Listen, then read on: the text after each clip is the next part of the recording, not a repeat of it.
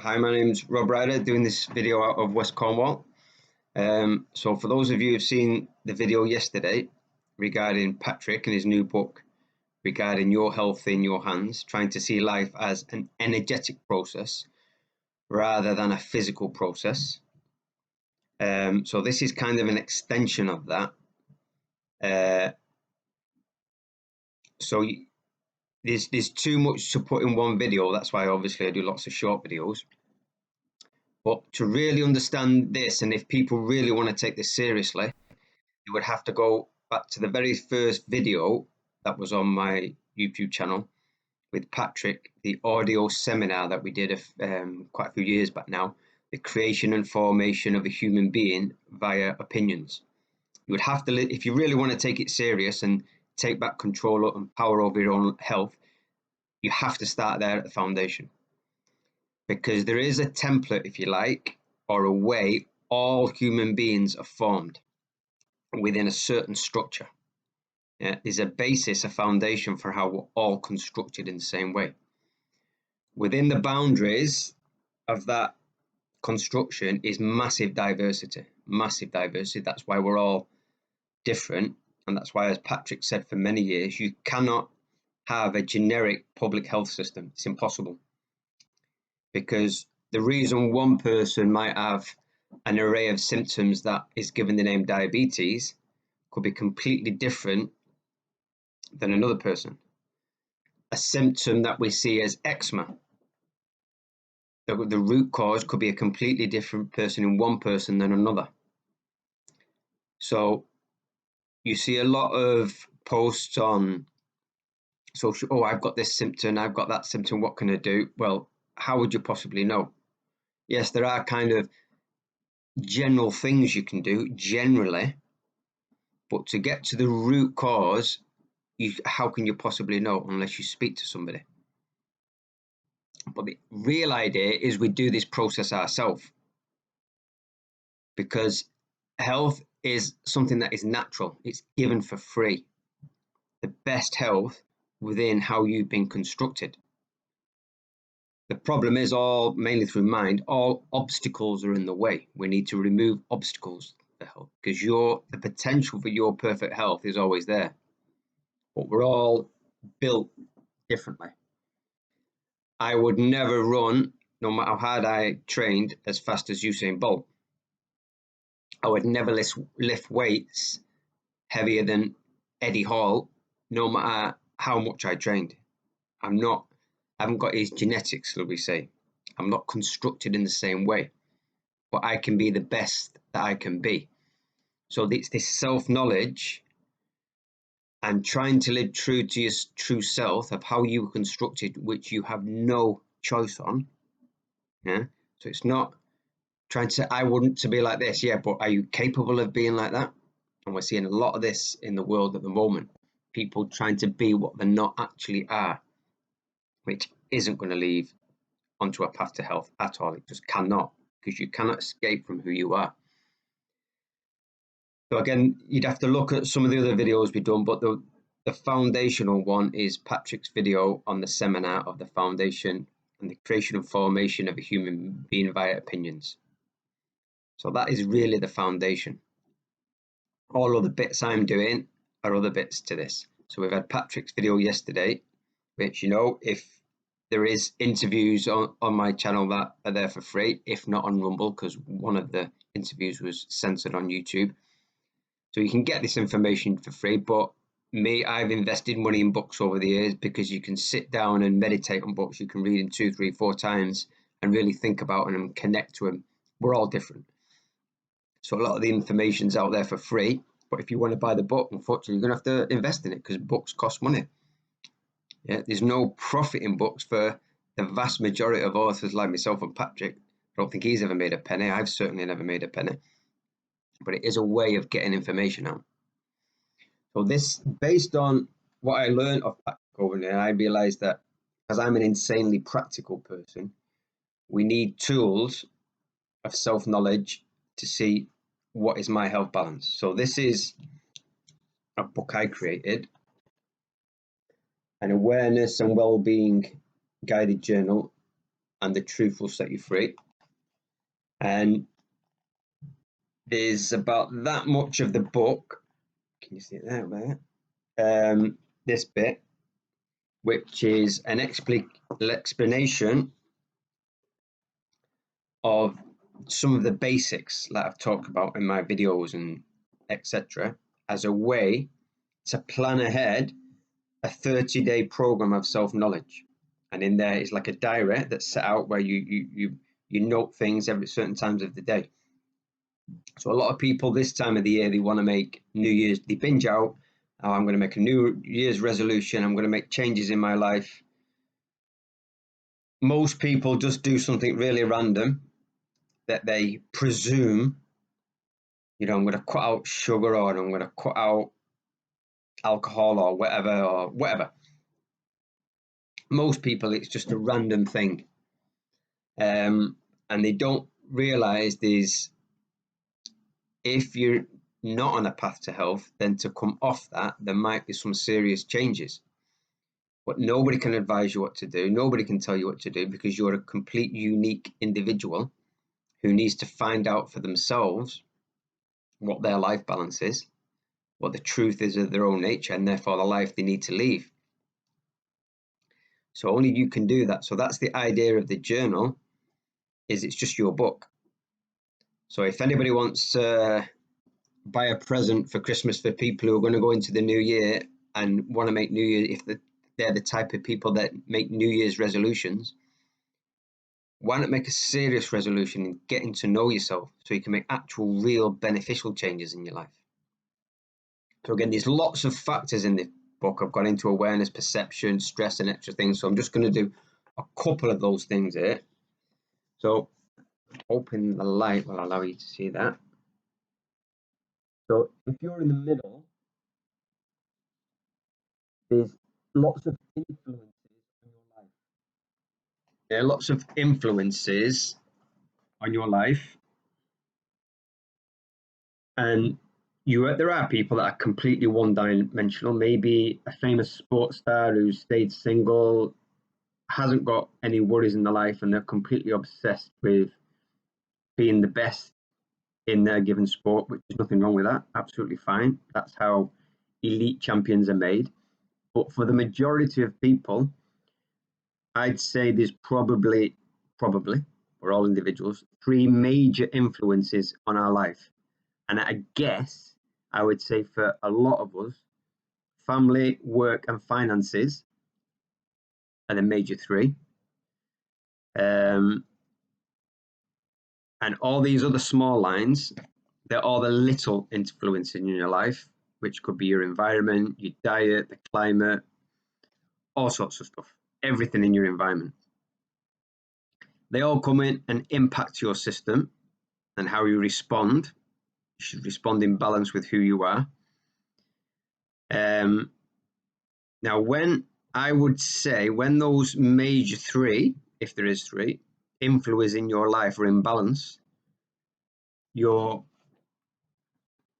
a lot more capable of coping with all the small stresses in life. When those 3 major things in your life are out of balance, you become then susceptible to all other influences on life to knock you out of balance.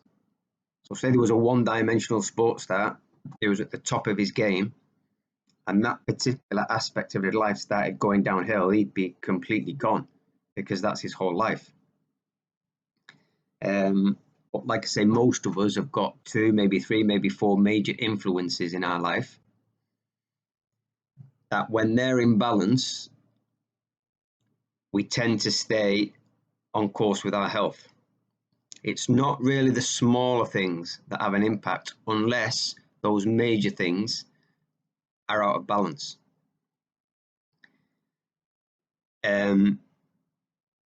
So those things create a stress on the system. Stress and impact on the system is normal. As I said before, life is just information from different points of the outer world connecting with your inner world, and you respond. That creates movement, and that is life. So again here, you can see that. So illness and stress is directly related. The more stress in your life, or perceived stress, the more of an upward path on illness you're going to be. Yeah. More stress, more illness. And when we're talking about stress, like I say, it's all influences, physical, energetic, everything, all influences create a stress on your system that you respond to. If you're responding in balance, and if the incoming information is within the boundaries of what you're, as an individual, capable of taking, because we all have our limits, physical, emotional, psychological limits.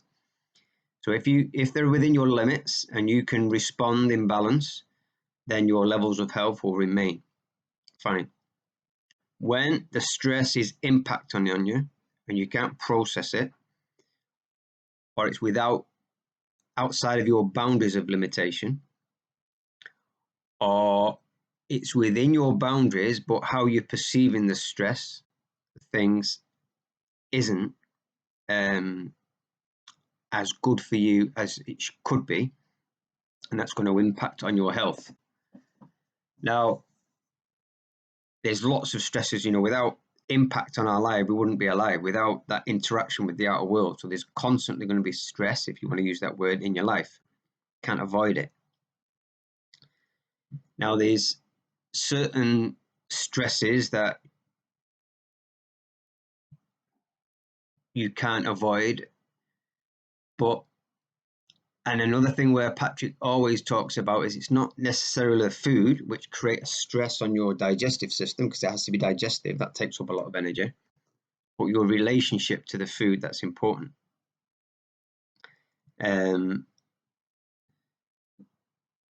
So here, say this is especially important in your life balance. So the level of stress, when we're talking really about emotional and psychological things, is related to the amount of importance you put on it. If something's really important to you, it'll cause a lot of stress. If something isn't important to you, then why would you care? So, for example, if somebody within your family circle who you care about is ill, that's going to cause you a worry and a stress. Yeah, and that's a perfectly normal thing. So it's how you deal with that that's important. If there's somebody across the world that you've read on social media or whatever that's ill, you don't know them people, you've never had any contact, why would that be important to you? And therefore, why would it stress you out? Simply wouldn't.